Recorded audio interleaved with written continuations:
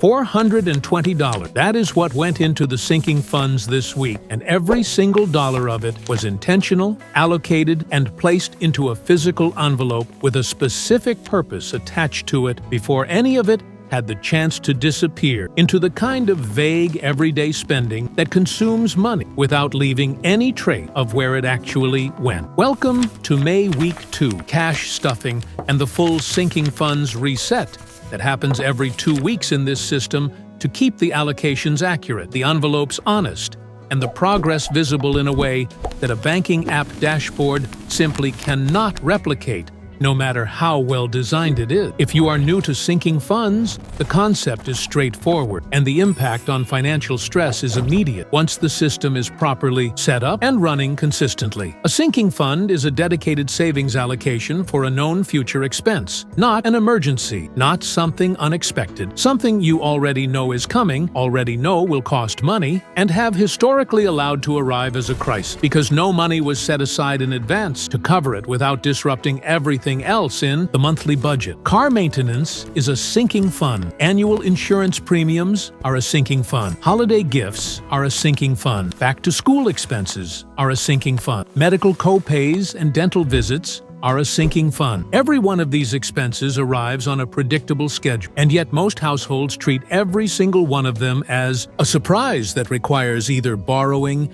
credit card use, or emergency fund rating to manage without falling behind on other obligations simultaneously. The reset process for week 2 of May started on Sunday morning, with every envelope emptied onto the table, every current balance counted and recorded, and every allocation recalculated against the updated monthly budget numbers that reflect where actual spending landed in the first 2 weeks of the month. This is the part of cash stuffing that most content skip because it is less visually satisfying than the stuffing itself, but it is genuinely the most important part of the entire system because it is where honesty about what is actually happening takes priority over what the plan said should be happening. The car maintenance sinking fund received $80 this week, bringing the running total in that envelope to $240. The target for this fund is $500 before the end of June, when the next scheduled service appointment is booked and confirmed. The trajectory is exactly on track, and the absence of anxiety about that upcoming expense is something that takes conscious effort to notice because financial calm is invisible in the way that financial stress is not. The Holiday Fund received $60 this week. The Holiday Fund is the sinking fund that most people set up too late, usually sometime in October, when the reality of December expenses is suddenly close enough to feel urgent, and the result of starting late is always a compressed saving period that requires uncomfortably large contribution to hit any meaningful target before the spending begins. Starting the Holiday Fund in May, contributing $60 every 2 weeks from now until the end of November, produces a total of over $900 available for holiday spending without a single dollar of credit card debt attached to it. And without the January financial hangover that arrives for most households the moment the celebrations end and the statements begin to arrive. The Medical and Dental Sinking Fund received $50 this week. Healthcare costs in 2026 have reached a level where even routine appointments carry copays and out-of-pocket costs that genuinely disrupt monthly budgets for households that have not built a dedicated allocation to absorb them. $50 every 2 weeks builds a $1,200 annual buffer for medical and dental expenses that transforms an unavoidable cost category